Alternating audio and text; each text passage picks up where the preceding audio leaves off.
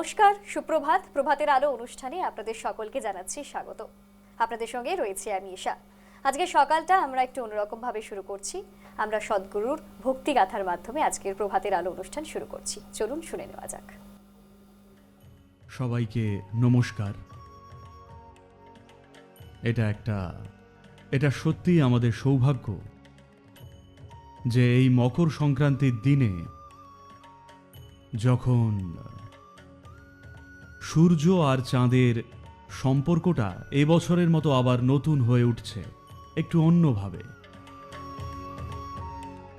সেই দিনই আমরা উপস্থিত সোমনাথে। এটা আমাদের সৌভাগ্য। ভালো লাগছে আজ এখানে থাকতে পেরে। দেখুন, এর অনেকগুলো দিক আছে ঠিকই, তবে উনি আদিযোগীর বিষয়ে কথা বলছিলেন।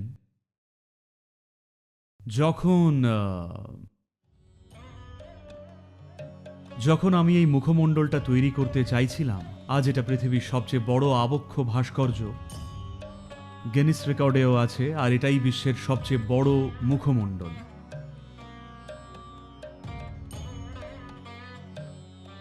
যখন আমরা এই মুখটা বানাতে চাইছিলাম, আমরা অনেক মডেল বানিয়েছি।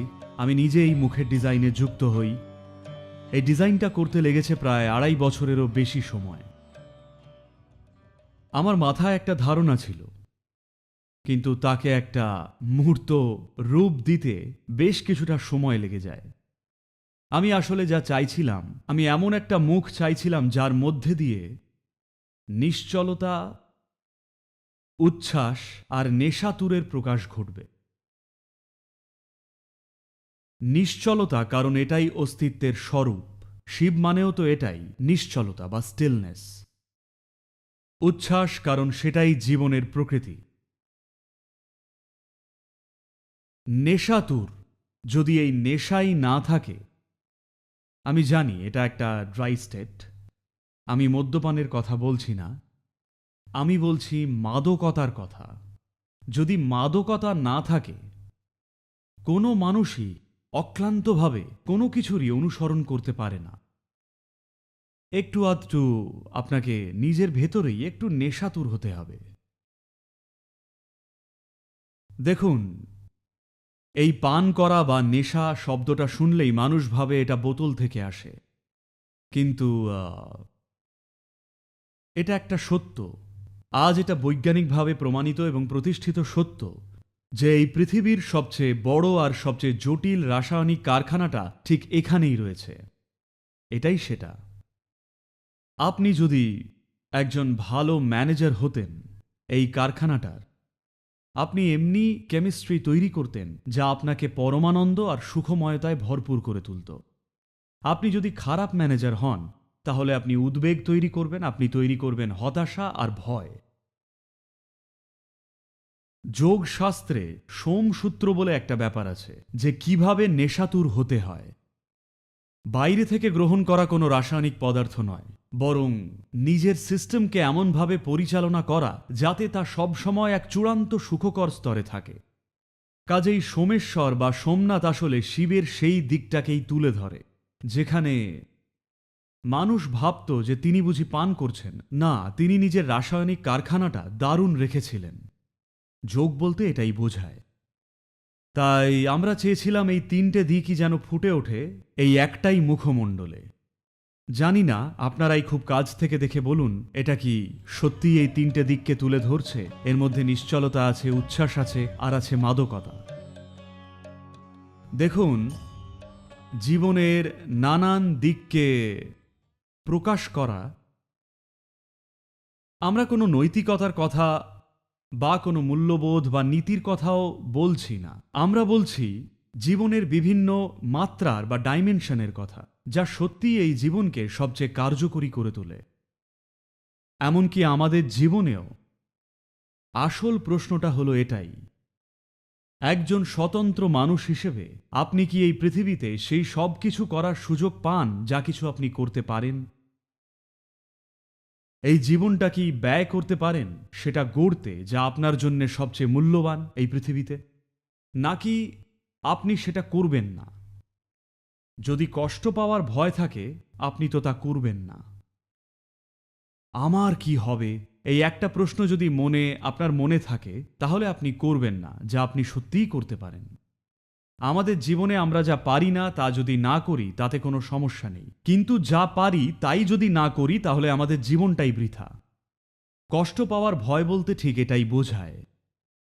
যতক্ষণ না আপনি এমন এক অবস্থানে আসেন, আমার জীবনে আমার চারপাশের পরিস্থিতি যাই হোক না কেন আমি ঠিক এমনটাই থাকব, যদি এই নিশ্চয়তা থাকে তবেই আপনি নির্দ্বিধায় এগিয়ে যাবেন।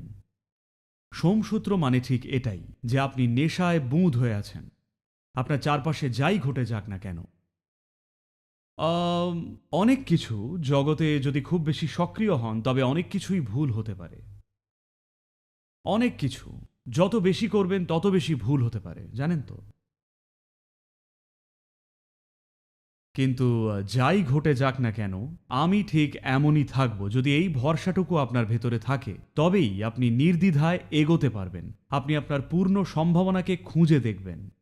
যদি ভয় থাকে কষ্ট পাওয়ার, তবে প্রতিটি পদক্ষেপই হবে অর্ধেক। তাই সোমেশ্বর বা সোমনাথ বলতে শুধু এটাই বোঝায় যে আপনি যথেষ্ট নেশাতুর। আপনাকে কোনো কিছুই আটকাতে পারবে না আপনার জীবনের সবচেয়ে মূল্যবান কাজ করা থেকে।